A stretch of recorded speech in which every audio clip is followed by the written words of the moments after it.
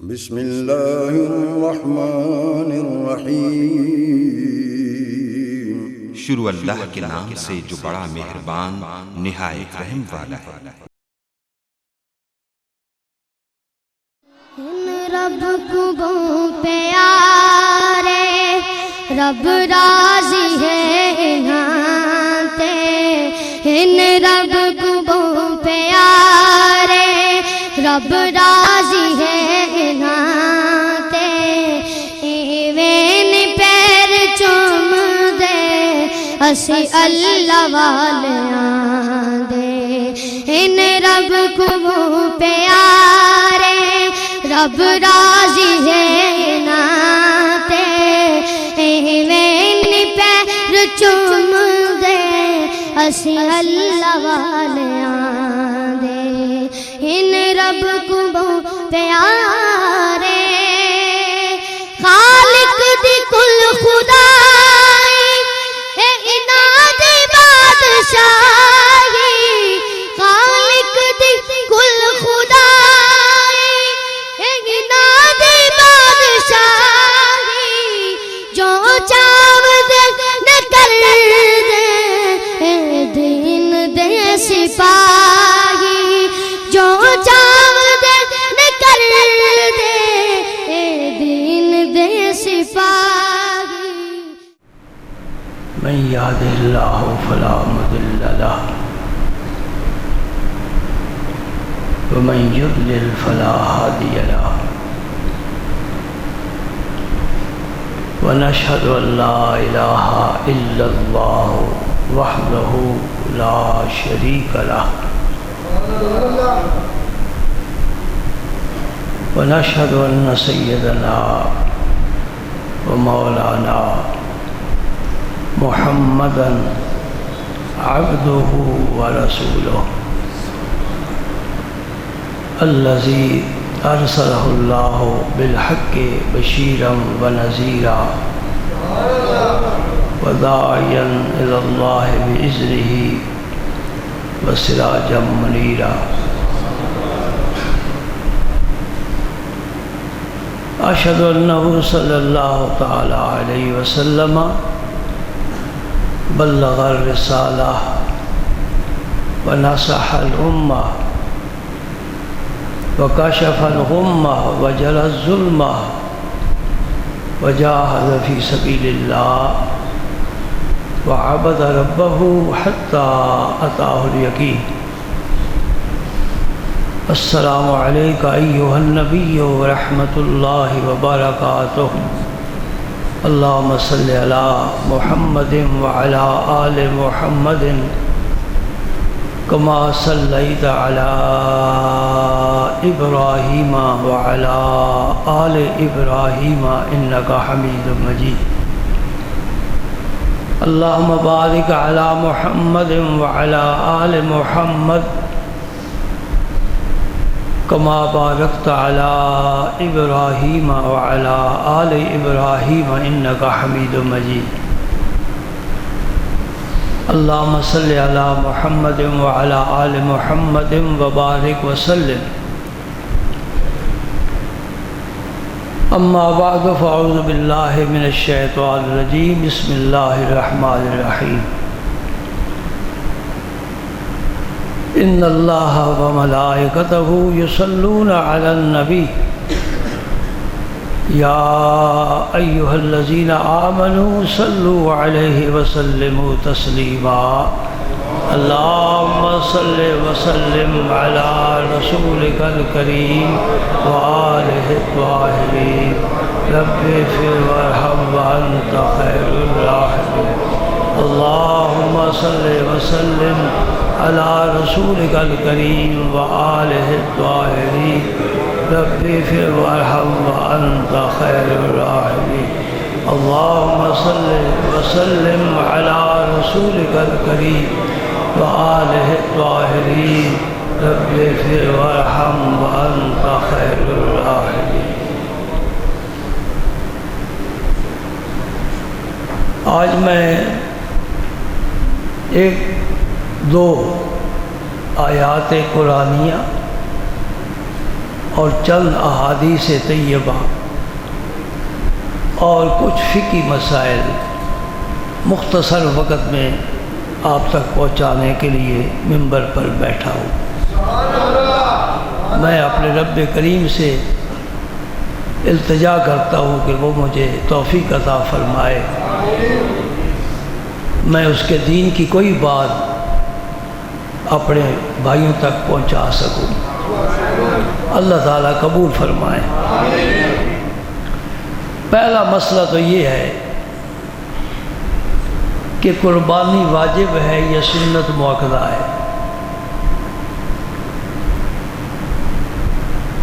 فقہ کے 4 امام ہیں، 5واں نہیں ہے، اور 5واں کوئی بنا بھی نہیں سکتا۔ یہ قدرت کی طرف سے تقسیم ہے، تشخیص ہے، تعیین ہے، مخلوق اس میں دخل نہیں دے سکتی۔ فقہ کے 4 امام ہیں، 4 سلسلے ہیں، اور طریقت کے بھی 4 ہی سلسلے ہیں جو اصل سلسلے ہیں۔ اس دنیا میں، دین کی دنیا میں کسی کی مرضی نہیں چلتی، اللہ ہی فیصلے فرماتے ہیں۔ امام شافعی رحمۃ اللہ علیہ، امام مالک رحمۃ اللہ علیہ، امام احمد بن حنبل رحمۃ اللہ علیہ، یہ 3 امام فرماتے ہیں کہ یہ قربانی سنت مؤکدہ ہے۔ ہمارے امام اعظم ابو حنیفہ سراج الامہ کاشف الغمہ، وہ اعظم ہے، وہ بڑے امام ہیں۔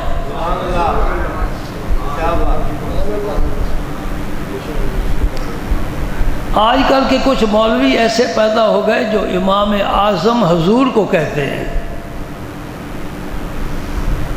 اور کہتے ہیں امام اعظم صلی اللہ علیہ وسلم۔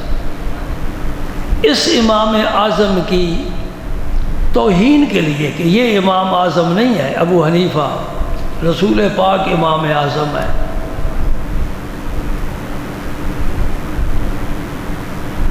یہ فقیر کہتا ہے کہ میرے نبی پاک صلی اللہ علیہ وسلم کے لیے امام اعظم کا لفظ چھوٹا ہے۔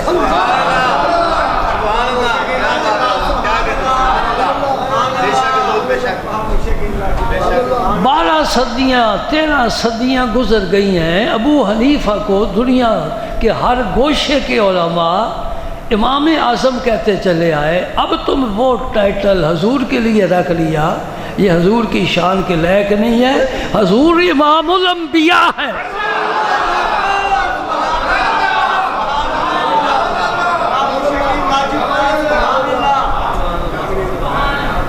امام اعظم ابو حنیفہ تو صحابہ کے بعد چلے اپنے مسائل لے کر، اور ہم جیسے نالائقوں کے لیے انہوں نے تحقیق کی اور آسانیاں پیدا کی، اور جو لامکان کی سیر کر کے آیا ہے وہ امام اعظم نہیں، امام الانبیاء ہے، جس کے پیچھے 1.25 لاکھ پیغمبر ہاتھ باندھ کر کھڑے ہیں۔ اور میرے نبی جب سجدے میں جاتے ہیں، حضور کے پیچھے حضرت آدم علیہ السلام تھے۔ ذرا سوچنا، صف بنی نبیوں کی، حضور کے پیچھے تمام انسانوں کے باپ حضرت آدم تھے، ابو البشر تھے، جنہیں فرشتے نے سجدہ کیا ہے۔ رب فرماتا ہے خلقتہ بیدی، میں نے اپنے دونوں قدرت کے ہاتھوں سے آدم کا پیکر تیار کیا ہے۔ ونفخت فیہ من روحی، میں نے اپنی روح آدم میں پھونکی ہے۔ میں کہتا ہوں آدم تیری کتنی عظمت ہے، کتنا قد بلند ہے، تیری کتنی شان ہے، تو جنت میں رہا ہے، فرشتے سجدے کر رہے ہیں۔ آج میرے مصطفیٰ کے جہاں قدم ہے وہاں تیرا سر ہے۔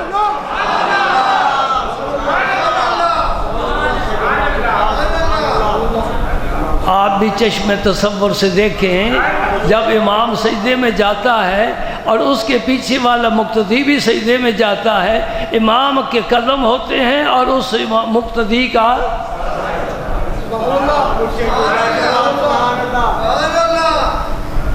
اور سچی بات میں کہوں اپنی عقیدت کی کسی کے دل میں اترے نہ اترے، میرا رانجھا تو راضی ہو جائے گا نا، اور سارے اپنے رانجھے کو راضی کرتے ہو۔ سچی بات کروں، یہ زمین و آسمان، یہ کائنات، عرشی فرشی، میرا مصطفیٰ اس میں سما سکتا ہی نہیں ہے۔ انہیں تو صرف امام اعظم بنا دیا ہے۔ امام اعظم ابو حنیفہ فرماتے ہیں کہ قربانی سنت موقدہ نہیں، یہ واجب ہے۔ جس سے استطاعت ہے اور نہیں کرے گا وہ گناہگار ہوگا۔ دلیل کیا دیتے ہیں؟ میں دلیل پیش کرتا ہوں۔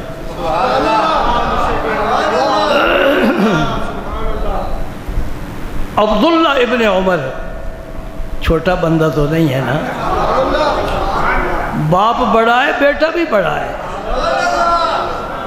بڑے باپ کا بڑا بیٹا عبداللہ ابن عمر رضی اللہ تعالیٰ عنہ فرماتا ہے، یہ حدیث ترمذی شریف میں موجود ہے، فرماتے اقام رسول اللہ صلی اللہ علیہ وسلم بالمدینہ تھا 10 سنین یضحی، نبی پاک صلی اللہ علیہ وسلم نے مدینہ پاک میں 10 سال گزارے، ہر سال ہی قربانی دیتے تھے، ہر سال۔ یہ استمرار جو فعل میں ہے، حضور کے عمل میں جو دوام ہے، یہ بتاتا ہے کہ قربانی سنت نہیں، واجب ہے۔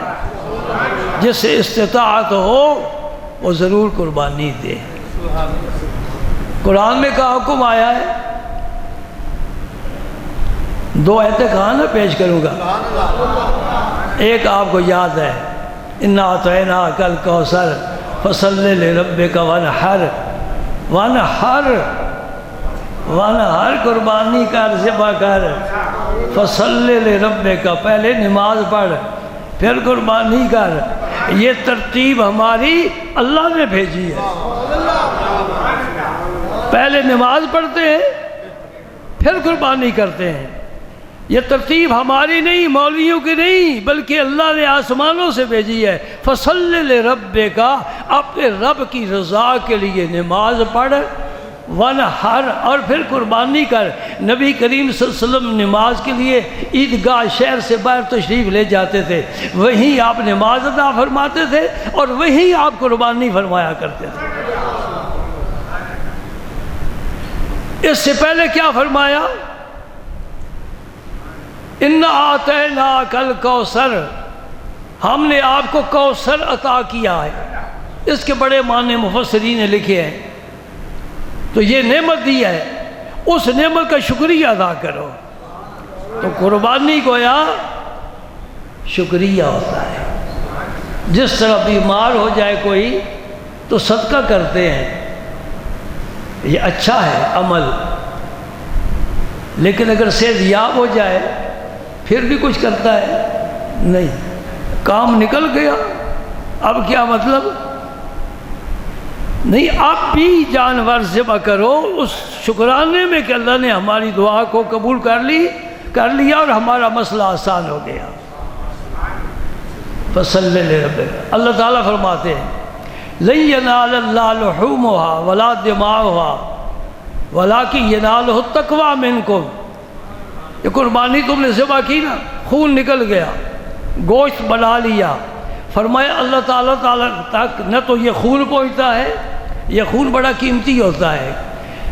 جس نے آم کا پودا لگایا ہے نا، وہ یہ اکٹھا کر کے اپنے آم کے جڑوں میں دیتا ہے، یہ آم کی غذا ہے، اور اس سے آم مضبوط ہوتا ہے اور پھل زیادہ دیتا ہے۔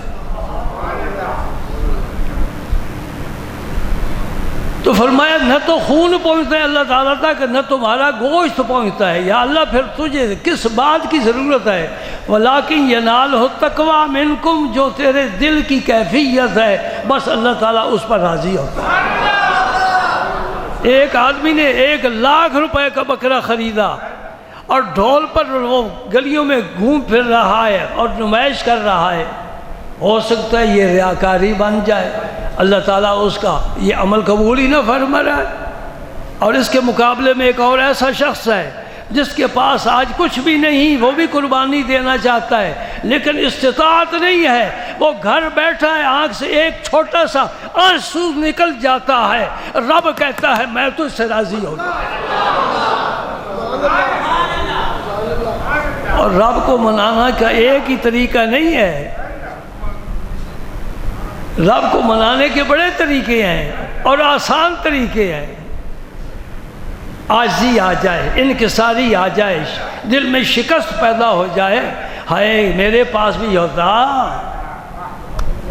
قرآن پڑھ کر دیکھو، جہاد کے موقع پر جن صحابہ کے پاس کچھ نہیں ہوتا تھا، نہ مجاہدین کی مدد کر سکتے تھے، نہ اپنے جہاد کی تیاری کر سکتے تھے، ان کی آنکھوں میں آنسو آ جاتے تھے۔ قرآن ذکر فرما رہا ہے یہ آنسو رب کو بڑے پسند ہیں، جس سے ہم محروم ہو گئے، ہمارے چشمے خشک ہو گئے، انہیں جاری کرو تاکہ زمین جو ہے دل کی کھیتی یہ سرسبز و شاداب ہو جائے۔ اللہ تعالیٰ تک ہمارے قربانی کا خون اور قربانی کا گوشت نہیں پہنچتا۔ حضور نے یوں اشارہ فرمایا، التقویٰ ہا ہونا، التقویٰ ہا ہونا۔ تقویٰ یہاں نہیں ہے کہ یہاں نشان لگے ہوں سجدے کے کالے کالے، صحابہ اسے پسند نہیں فرماتے تھے۔ نوٹ کر لو میری بات، سمجھ رہے کہ نہیں سمجھ رہے؟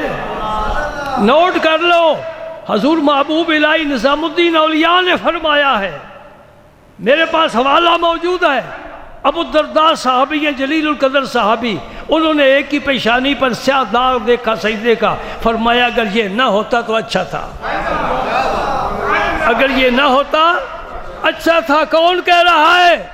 صحابی کہہ رہا ہے، اور ابو الدرداء کہہ رہے ہیں جو پہلی صف کے صحابہ میں شامل ہے۔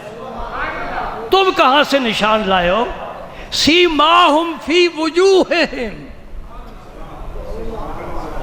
من اثر السجود۔ اس کا کیا معنی ہے؟ اس کا یہ معنی نہیں کہ سجدے کرتے تو یہاں پیشانی پہ داغ بن جاتے ہیں، یہ تو گرم فرش پر آپ 2 دن سجدہ کریں داغ بن جائے گا، راتوں کو جاگنے کی ضرورت ہی کوئی نہیں، پتہ چل گیا یہ ماشاءاللہ تہجد گزار ہے اس لیے کہ داغ لگا ہوا ہے۔ داغ لگنے سے بات نہیں بنتی، بات بنتی ہے سیماہم فی وجوہہم۔ وجہن کی جمع ہے، وجہن کی، جباہہم نہیں ہے، جباہ پیشانیوں کو کہتے ہیں، وجوہ چہرے کو کہتے ہیں۔ معنی یہ بنتا ہے، رب فرماتا ہے میرے حبیب تیرے صحابہ رات کو بندگی کرتے ہیں، مجھے سجدے کرتے ہیں، کبھی قیام کی حالت میں ہیں، کبھی قرآن پڑھتے ہیں، ساری رات جاگتے ہیں، صبح جب باہر نکلتے ہیں ان کے چہروں پر نور نظر آتا ہے۔ مسئلہ کیا تھا تو بنا کیا دیا؟ سیماہم فی وجوہہم من اثر السجود، سجدوں کے نشانات کی وجہ سے ان کے چہروں پر نور نظر آتا ہے۔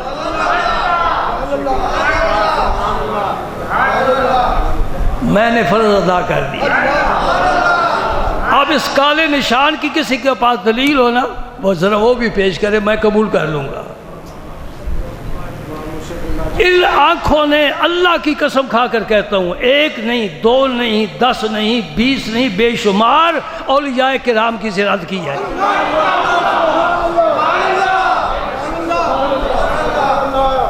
آج تو لوگ کہتے ہیں جی ملتا کوئی نہیں، میں کہا جی ملتے ہیں، وہ تمہیں کھوٹا سمجھ کر قبول ہی نہیں کرتے۔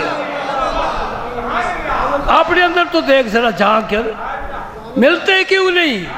آسمان پر ستارے روز اول سے ہیں، آج تک ہیں، قیامت تک رہیں گے۔ جس دن یہ جھڑ جائیں گے اس دن قیامت آ جائے گی۔ زمین پر اولیاء کرام ستاروں کی مانند ہے، جب تک یہ ہیں قیامت نہیں آ سکتی۔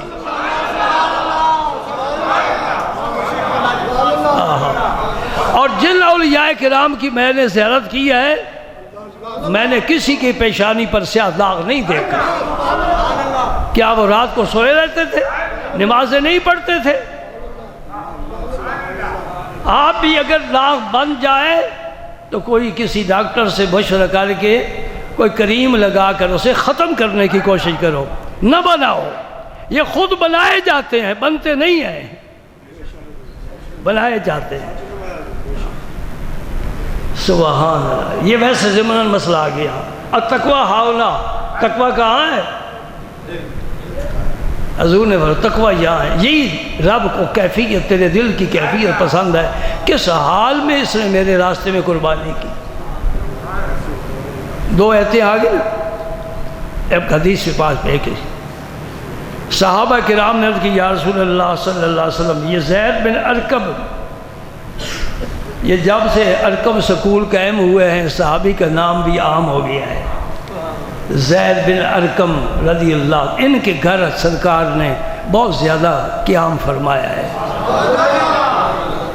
فرماتے ہیں قال اصحاب رسول اللہ، کسی ایک صحابی نے بات نہیں کی، سب صحابہ نے پوچھا یا رسول اللہ صلی اللہ علیہ وسلم ما حاصل اداہی، یہ قربانیاں کیا ہے؟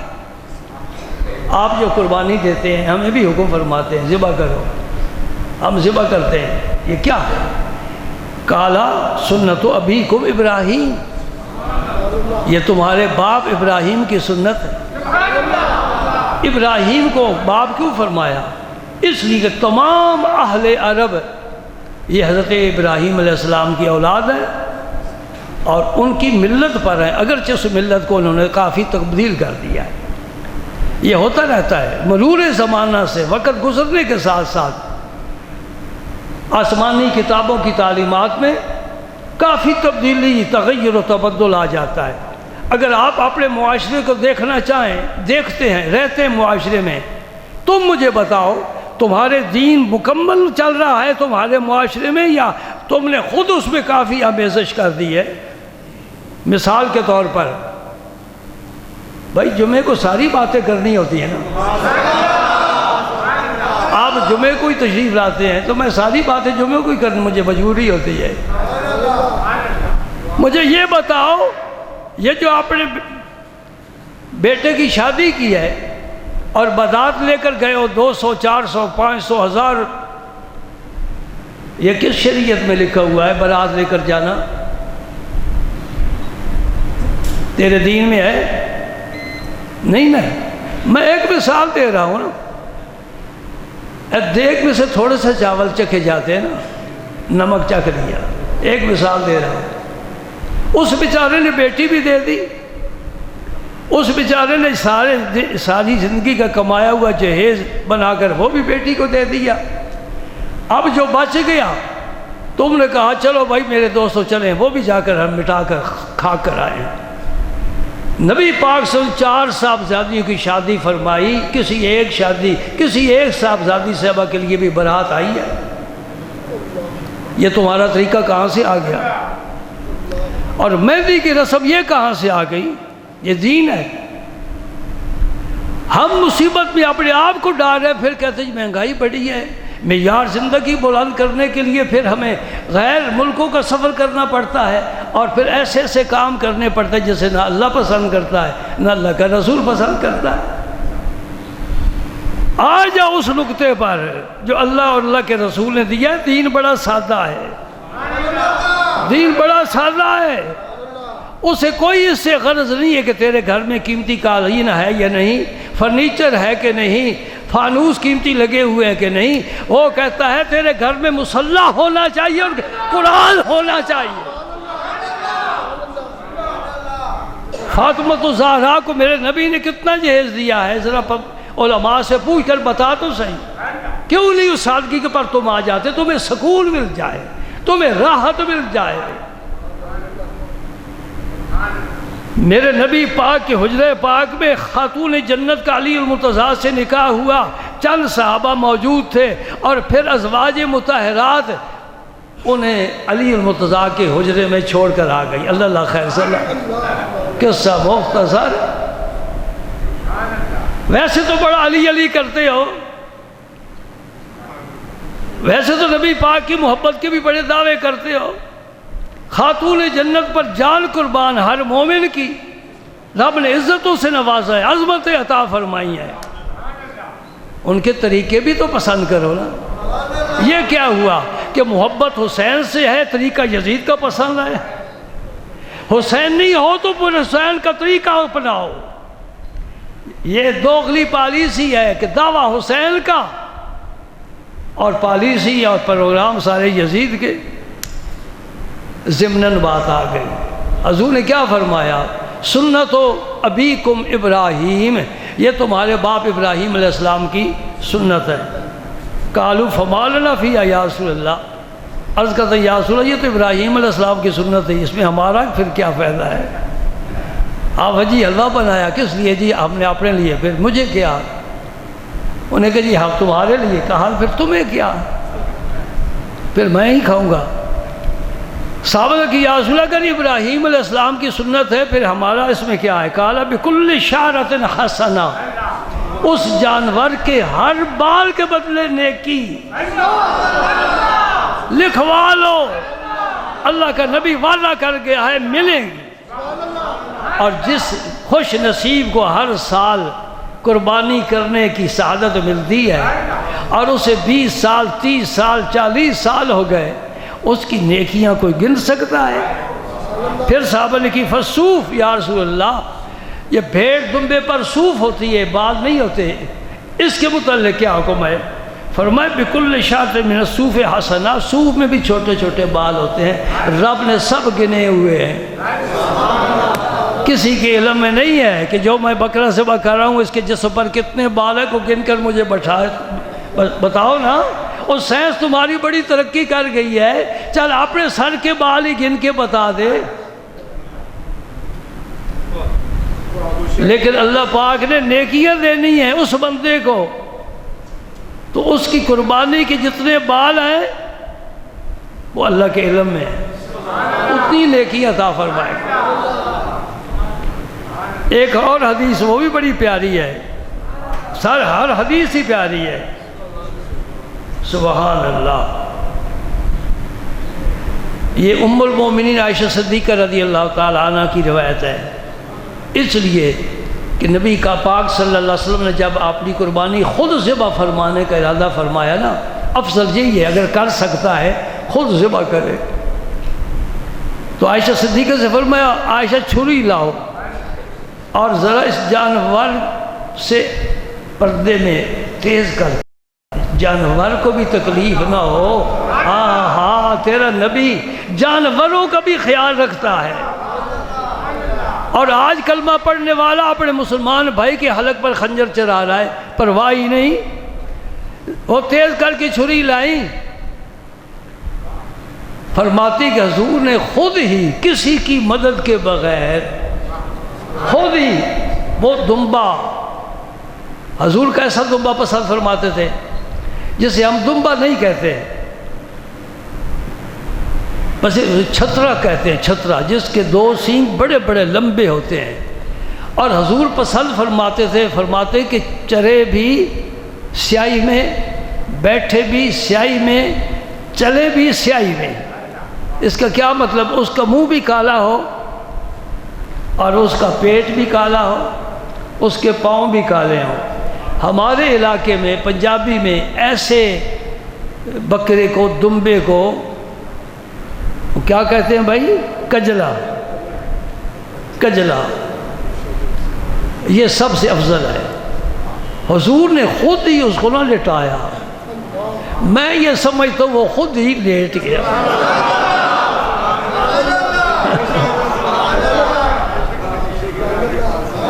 ذبح کرتے دیکھتے ہو نا، پورا ہنگامہ قائم ہوتا ہے، کوئی ٹانگیں پکڑ رہا ہے، کوئی سر پکڑ رہا ہے، کسائی جو ہے چھرا چلا رہا ہے۔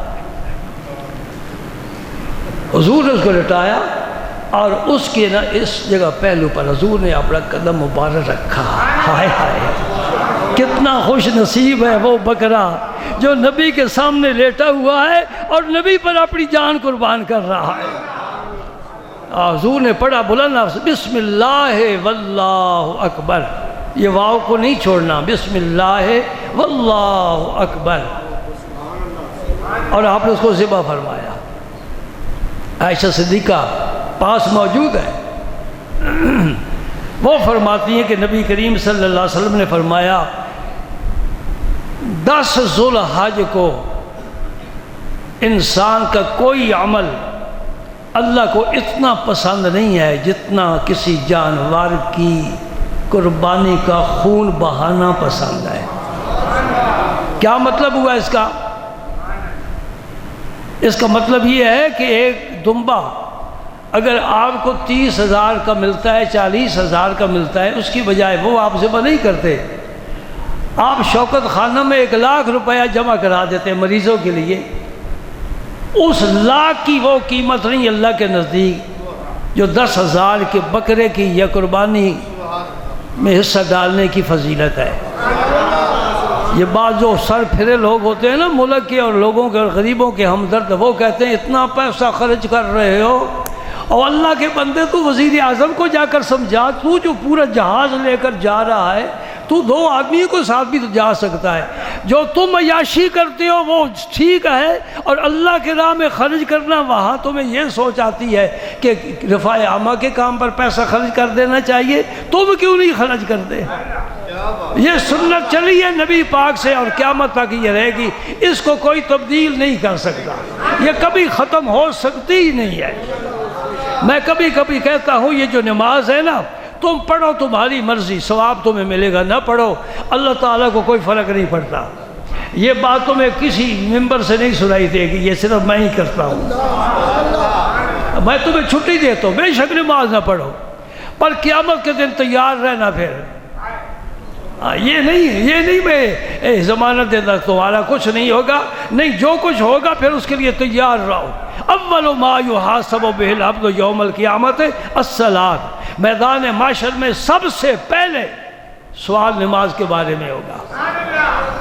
بہرحال کوئی پڑھتا ہے نہیں پڑھتا، یہ نماز قیامت تک قائم رہے گی، کبھی ختم نہیں ہو سکتی۔ میں کس بنیاد پر یہ بات کر رہا ہوں؟ جب نماز کھڑی ہوتی تھی حضرت بلال اقامت کہتے تھے اور پہنچتے تھے قد قامت الصلاۃ قد قامت الصلاۃ، یہ لفظ بھی تو یاد کرو نا۔ بعض لوگ پڑھتے قد قامت الصلاۃ قد قامت الصلاۃ، نہیں، یہاں تے ہے تے، جب وصل کریں گے تو یوں پڑھیں گے قد قامت الصلاۃ قد قامت الصلاۃ۔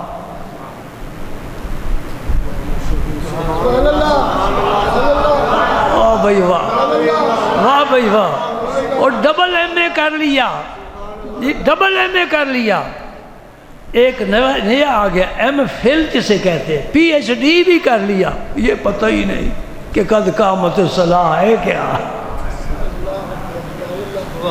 اللہ اللہ۔ تو حضور کیا فرماتے تھے؟ حضور دعا دیتے تھے اقامہ اللہ و ادامہ اللہ، یہ بھی یاد کر لو۔ اور خدا کے بندوں کچھ یاد کر، کچھ مجھ سے لکھوا لیا کرو، کچھ یاد کر لیا کرو۔ ابھی تو اس میں دعاؤں کا پورا ایک باب ہے جسے آپ نے یاد کرنا ہے۔ میں تو اب تیاری کر رہا ہوں جانے کی، لیکن انشاءاللہ ممبر میرا خالی نہیں رہے گا انشاءاللہ۔ یہی سبق تمہیں ملتا رہے گا اگر اللہ کو منظور ہوا۔ مالک تو وہ ہے نا۔ اس کا کیا معنی ہے؟ حضرت بلال کہتے تھے نماز قائم ہو گئی، حضور جو فرماتے تھے اس کا معنی یہ ہے اللہ تعالیٰ سے قائم رکھے، اسے دائم رکھے، اور حضور کی یہ دعا قبول ہے۔ اس بنیاد پر میں کہہ رہا ہوں کہ نماز قیامت تک قائم رہے گی، پڑھنے والے پڑھتے رہیں گے، تو پڑھے گا تو اجر ملے گا، نہیں پڑھے گا تو مجرموں کی صف میں شامل ہو جائے گا۔ اب تیرا جی چاہتا ہے پڑھ، 1 پڑھ، 2 پڑھ، 3 پڑھ، نہ پڑھ، آزادی کر، من مانی کر، مرضی کر۔ کیا خیال ہے آپ کا؟ آپ بیٹے سے کہنا بیٹا قیامت کے دن میں عزت چاہتا ہے، آج اللہ کے حضور سر بسجود ہو جا، عزت پائے گا۔ تو حضرت عائشہ صدیقہ فرماتی ہیں کوئی عمل اتنا اللہ کو پسند نہیں۔ میں کیا کروں، وقت تو ختم ہو گیا اور میں تو ابھی بہت کچھ بیان کرنا چاہتا ہوں۔ 8 گھنٹہ یوں گزر جاتا ہے بہت تیزی سے۔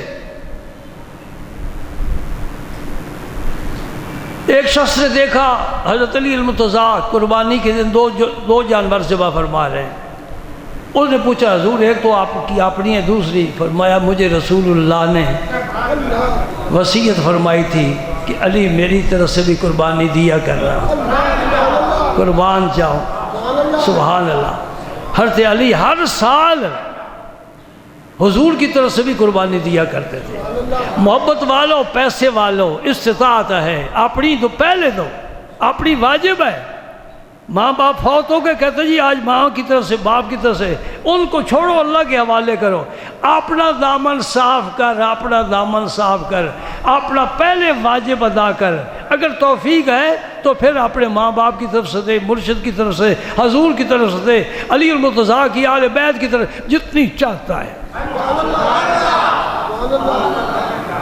جب تک پیسہ ساتھ دے ذبح کرتا جا اور غریبوں فقیروں میں تقسیم کرتا جا، لے جاؤ بھائی لے جاؤ، کھاؤ، سارا سال تمہیں گوشت نہیں ملا، آج کھاؤ۔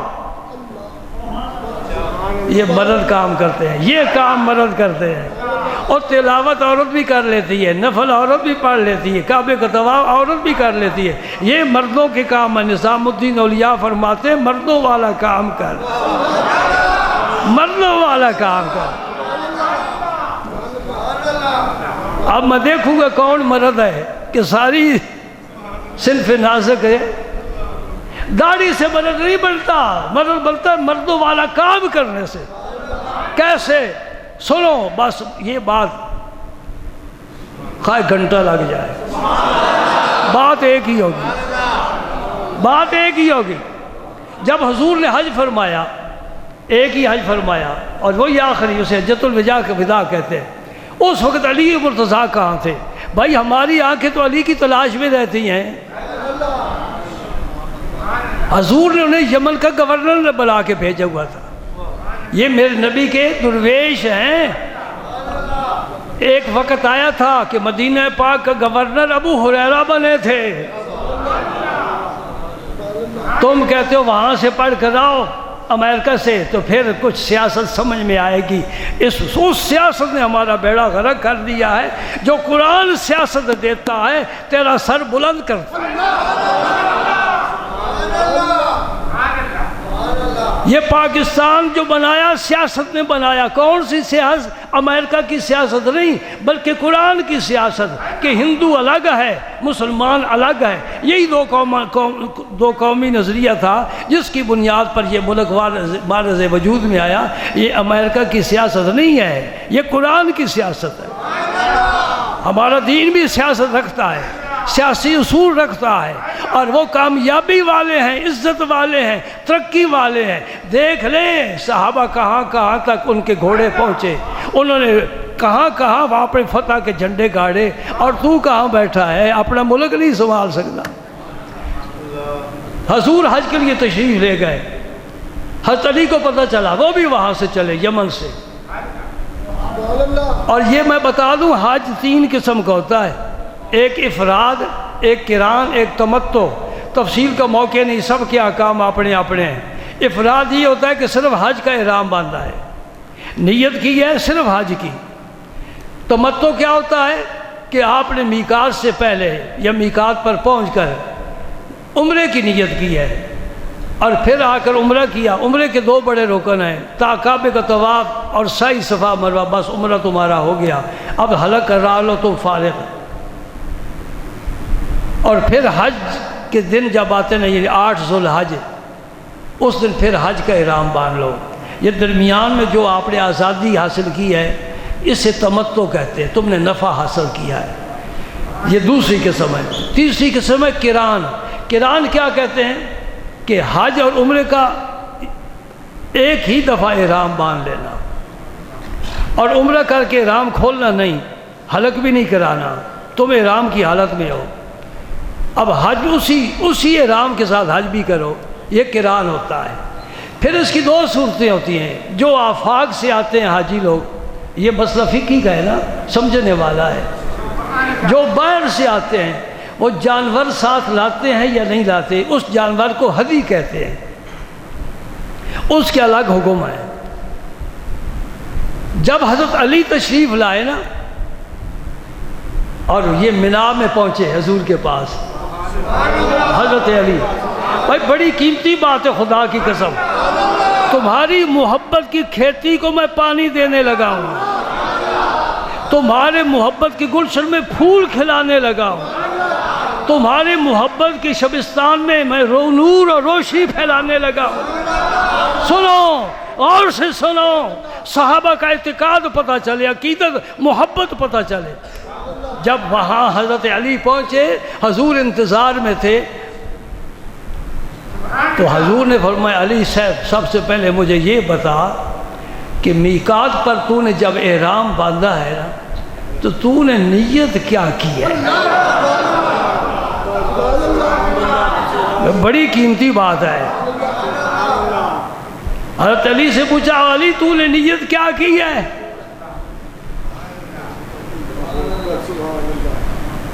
حضرت علی عرض کرتے ہیں میں نے وہاں احرام باندھا ہے ان لفظوں کے ساتھ، اللہم انی احلو بما احل بہ رسولوں کا، اے اللہ میں وہ نیت کرتا ہوں جو تیرے رسول نے نیت کی ہے۔ کوئی سمجھ میں بات آئی ہے کہ نہیں ہے؟ اور صرف طواف ہی نہیں کرنے، صرف سجدے ہی نہیں کرنے، رسول کو بھی سامنے رکھنا ہے۔ اے علی تو ولیوں کا سردار ہے، تو اپنی نیت باندھ لے، کہتا ہے نہیں باندھوں گا، اس لیے کہ مجھے رسول اللہ کی نیت کا پتہ نہیں، میں اللہ کے حوالے کرتا ہوں، جو نیت میرے رسول نے کی ہے میں بھی وہی نیت کرتا ہوں۔ اس کتاب میں یہ حدیث موجود ہے۔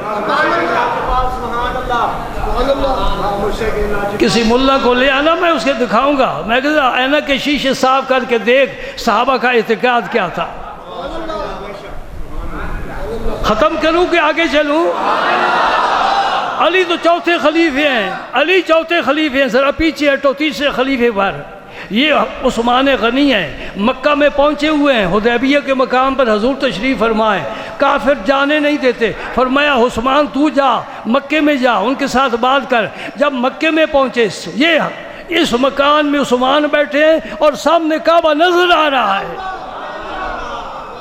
آج حاجی نہیں رہ سکتا جب تک کعبے کا طواف نہ کرے، کہتے میں کعبے کو دیکھنے کے لیے آیا ہوں، مجھے کعبہ دکھاؤ، میں اس کا طواف کرنا چاہتا ہوں۔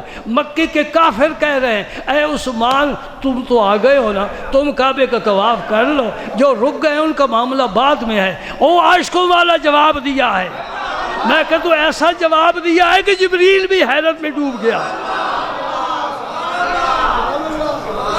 کعبے کا طواف کیا ہے بھائی؟ کعبے کا طواف عبادت ہے، عبادت کی دعوت دے رہے ہیں مکے والے۔ عثمان کعبے تک پہنچ چکا ہے، کیوں طواف نہیں کر رہا؟ کہتے میرا رسول طواف نہ کرے میں بھی نہیں کروں گا۔ آئے ہائے، کمال نہیں ہو گئی، حد نہیں ہو گئی؟ آئے ہائے، سبحان اللہ سبحان اللہ۔ اور پیچھے چلو، دوسرا خلیفہ عمر، یہ تو بڑا قضا ہو رہا ہے، یہ بڑی جرأت والا ہے، یہ کسی کو خاطر میں نہیں لاتا۔ جب طواف سے فارغ ہوئے حجر اسود کو دیا بوسہ اور پیچھے رک کے کھڑے ہو گئے، حجر اسود سے بات کر رہے ہیں، نبی کا یار حجر اسود سے بات کر رہا ہے۔ انی عالم انک حجر لا تضر ولا تنفع، اے حجر اسود سن لے، میں نے تجھے چوما ہے، زیادہ موٹا نہ ہو جا، پھیل نہ جا، فخر نہ کر، مجھے پتہ ہے تو پتھر ہے، نہ نفع دے سکتا ہے نہ نقصان دے سکتا ہے، میں نے تجھے کیوں چوما ہے؟ میں نے ان آنکھوں سے چومتے ہوئے رسول اللہ کو دیکھا ہے۔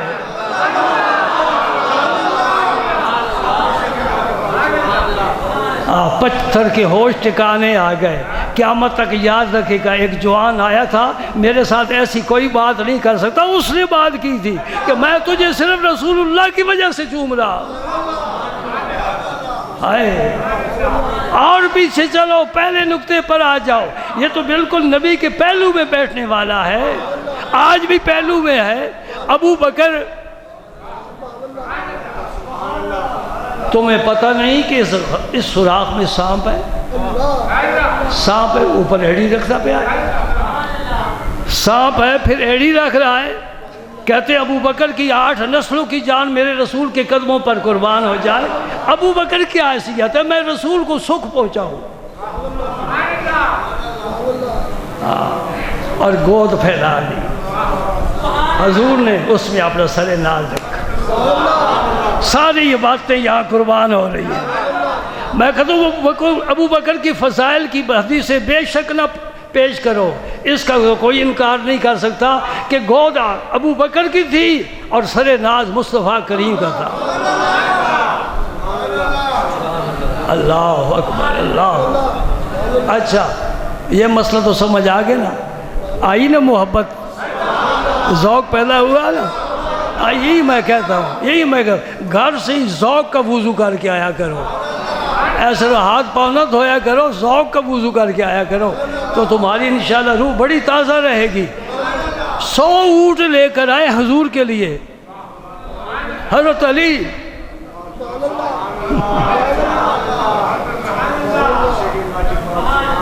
ہدیہ دینا ہو، تحفہ دینا ہو، ذرا سوچ سمجھ کر، ریڑھی سے 2 کلو امرود نہ لے لینا کیڑے والا، کہ یہی آج کل یہ ساون کے جو امرود ہوتے ہیں کیڑے والے ہوتے ہیں۔ دل کی کیفیت معلوم ہوتی ہے۔ 100 اونٹ لے کر آئے، 2 دمبے 4 دمبے ہی کافی تھے۔ میرے نبی پاک نے فرمایا ان اونٹوں کو قطار میں کھڑا کر دو، اور پتہ نہیں اونٹ کو لٹا کر تو چھری نہیں نہ پھیرتے، اس کی گردن میں نیزہ مارتے، اسی کو نہر کہتے ہیں اصل میں، نہر۔ پھر وہ گر جاتا ہے، پھر اسے ذبح کرتے ہیں۔ سرکار خود نیزہ لے کر تشریف لائے۔ شیخ عبدالحق محدث دہلوی اگر یہ بات نہ لکھتے تو شاید میں اس پر یقین ہی نہ کرتا، لیکن ایک محقق لکھ رہا ہے، بات کو تسلیم کرنا پڑے گا۔ سوچو، ہم نے تو یہ سنا ہے، کہتے ہیں اونٹ رے اونٹ تیری کون سی کل سی تھی، ساری ٹیڑھی ہیں۔ میں کہتا ہوں یہ تیرے اونٹ کی ہر کل ٹیڑھی ہے، نبی کی جناب میں جو اونٹ آتے ہیں وہ نیتیں درست کر کے آتے ہیں، وہ اونٹ بھی درست کر نیت درست کر کے آتے ہیں، وہ پہچان کر آتے ہیں۔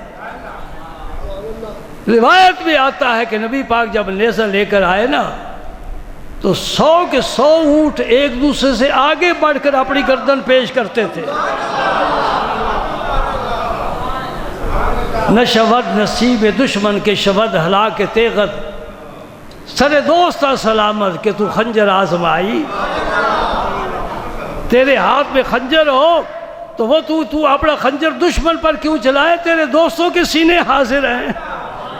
ہم آہوان صحرا سر خود نہادہ برکف، با امید آنکھ روزے بشکار خواہی آمد۔ یہ امیر خسرو فرما رہے ہیں، فرماتے تو شکار کے لیے نکل تو صحیح، جنگل کے سارے ہرن اپنے سارا ہاتھوں پر لے کر تیرے سامنے حاضر ہو جائیں گے، ہمیں شکار کر، ہمیں پہلے اپنا لقمہ بنا۔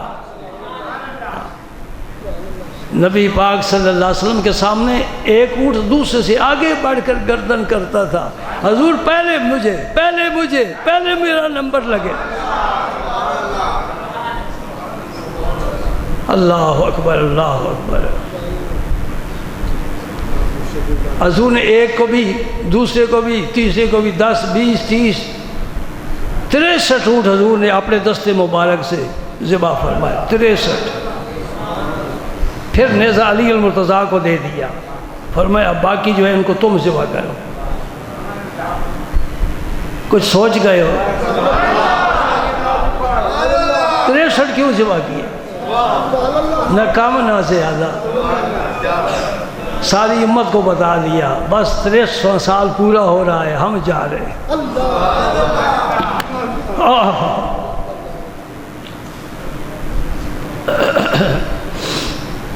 بس یہ بات یاد رکھو، علی المرتضیٰ نے کیا نیت باندھی تھی، کسی مولوی سے پوچھ لینا،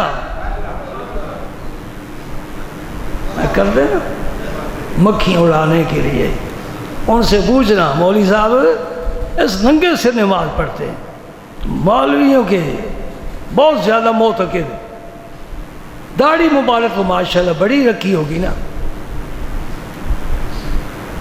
لیکن سر پر کپڑا کوئی نہیں۔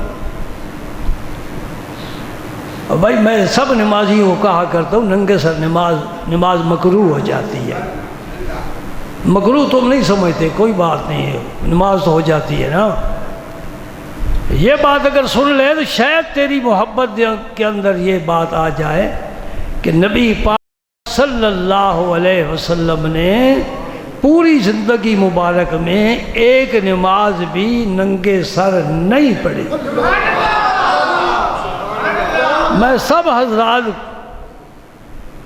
کے لیے ضروری سمجھتا ہوں کہ یہ میرا پیغام ہر ایک تک پہنچاؤ، پیغام پہنچا دو، کوئی مانے نہ مانے اس کی ذمہ داری نہیں ہے، ہدایت اللہ کے پاس ہے، ہدایت اللہ دینے والا ہے۔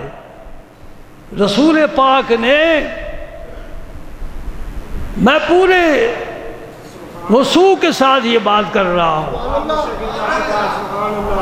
رسول پاک صلی اللہ علیہ وسلم نے اپنی پوری حیات طیبہ میں ایک نماز بھی بغیر ٹوپی یا عمامے کے سوائے احرام کی حالت کے، وہ مستثنیٰ ہے، احرام کی حالت مستثنیٰ ہے۔ توجہ فرمائی آپ نے۔ اب قربانی ذبح کرنی ہے آپ نے، جس سے اللہ توفیق دے، اور میں تو کہوں گا کہ اپنی بھی کرو اور رسول پاک کی طرف سے بھی کرو، ضرور کرو، استطاعت ہے۔ اللہ تعالیٰ انشاءاللہ اس حضور کی قربانی کے طفیل تمہاری قربانی بھی قبول فرما لے انشاءاللہ۔ اور حضور نے فرمایا خوش دلی کے ساتھ قربانی کرو، یہ نہ دیکھو کہ یہ ذرا کم قیمت کا ہے یہی خرید لیں، قربانی تو کرنی ہے نا، نہیں، خوش دلی کے ساتھ، اگر 4 پیسے زیادہ خرچ آ جائیں تو خوش دلی کے ساتھ، ٹھیک ہے بھائی، راضی ہو، خوش ہو، اور کچھ پلے پہ ہے اور نماز کی، عید کی نماز کی بات انشاءاللہ 6:30 بجے جماعت ہوگی۔